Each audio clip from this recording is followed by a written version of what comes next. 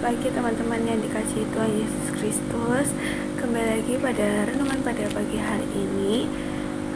Kita bersyukur kepada Tuhan yang baik, yang selalu mengasihi kita dan menolong kita dalam segala keadaan. Tuhan Yesus berserta dengan kita, Dia Immanuel, dan selalu menopang kita sampai akhir zaman. Sebelum kita mendengarkan firman Tuhan, mari kita berdoa terlebih dahulu. Terima kasih Tuhan Yesus untuk pagi hari ini. Kami bersyukur Bapa untuk kemurahan-Mu. Kami diberikan kesempatan untuk menjalani hidup di hari yang baru ini. Kami percaya Tuhan sediakan kebaikan dan kemurahan bagi kami. Saat ini kami mau mendengarkan kebenaran firman-Mu. Urapilah kami supaya kami mengerti dan menaati akan kehendak-Mu. Di dalam nama Tuhan Yesus kami berdoa dan mengucap syukur. Haleluya, amin. Oke teman-teman, ayat renungan kita pada pagi hari ini terdapat di kitab Keluaran pasal yang ke-6 ayat yang ke-9.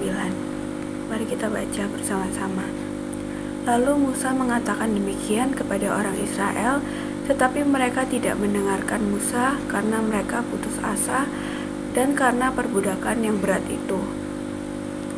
Oke, teman-teman yang dikasihi Tuhan, ada 33 orang penambang terjebak di dalam 700 meter di bawah permukaan bumi.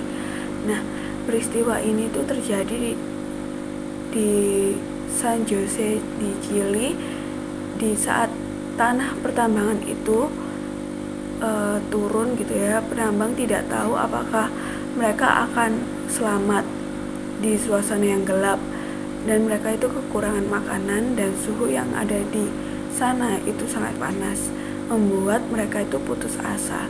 Tetapi ada seorang bernama Jose Henriques yang mengajak semua penambang itu untuk berdoa bersama-sama.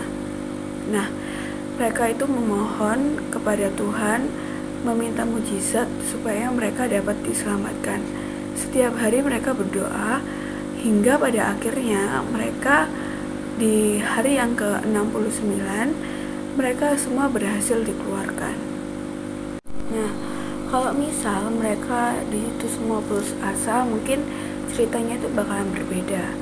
Tapi karena mereka berdoa dan berpengharapan, maka mereka dapat melewati semuanya. Dalam Keluaran 6 ayat yang 9 ini tertulis, lalu Musa mengatakan demikian kepada orang Israel, tetapi mereka tidak mendengarkan Musa karena mereka putus asa dan karena perbudakan yang berat itu. Ketika Musa menyampaikan janji firman Tuhan kepada bangsa Israel dalam perbudakan di Mesir, bangsa Israel tidak percaya dalam kata-kata Musa. Mereka juga tidak mau percaya dalam firman Tuhan. Tertulis dalam ayat ini, karena mereka putus asa oleh sebab perbudakan yang berat itu. Keputusasaan bisa menutupi hati kita terhadap janji firman Tuhan, seperti halnya bangsa Israel. Dalam kehidupan kita seringkali banyak masalah yang hebat membuat pikiran kita itu jadi berpikir tidak ada jalan dan kita putus asa. Saat kita putus asa itu, kita akan mulai meragukan akan janji firman Tuhan. Kita mulai meragukan kuasa Tuhan, tidak lagi percaya bahwa ada harapan, tidak percaya bahwa akan ada pertolongan bagi kita. Selalu ada alasan bagi setiap orang untuk menjadi putus asa, tapi kalau kita dekat dengan Tuhan, tidak ada alasan untuk kita menjadi putus asa. Sebab di dalam Tuhan ada pertolongan, ada sumber kekuatan, ada jalan keluar, ada mujizat yang dapat kita alami. Keputusasaan hanya akan menghalangi kita untuk melihat karya Tuhan yang akan terjadi di tengah situasi yang sulit. Firman-Nya dengan kuasa yang ajaib, firman Tuhan selalu benar, kasih setianya tidak berkesudahan, firman-Nya itu pasti terjadi dan pasti tergenapi dalam kehidupan kita.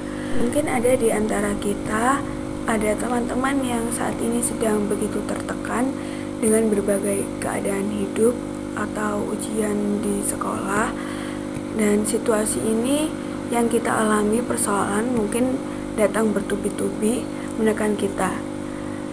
membuat kita menjadi putus asa. Tapi mari jangan berhenti di putus asa, bangkitkan iman dan berdoa percaya kepada Tuhan. Tuhan Allah pencipta kita, sanggup menolong dan memberikan jalan keluar buat setiap kita yang mau berharap dan percaya kepadanya.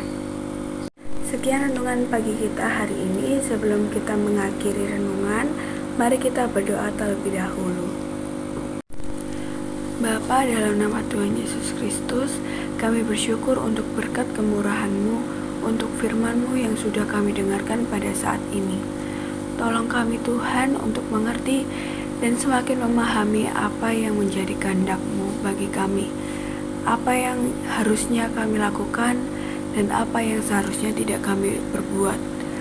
Tolong kami Tuhan untuk mengambil keputusan-keputusan yang tepat, yang berdasarkan dengan tuntunan-Mu, bukan berdasarkan dengan pikiran kami sendiri.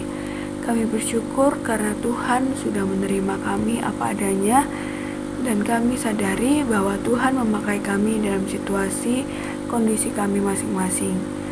Tuhan ingin menjadikan kami sebagai alat kemuliaan-Mu.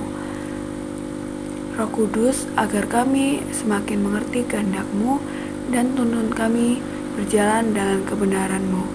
Dalam nama Tuhan Yesus kami berdoa dan mengucap syukur. Haleluya, amin.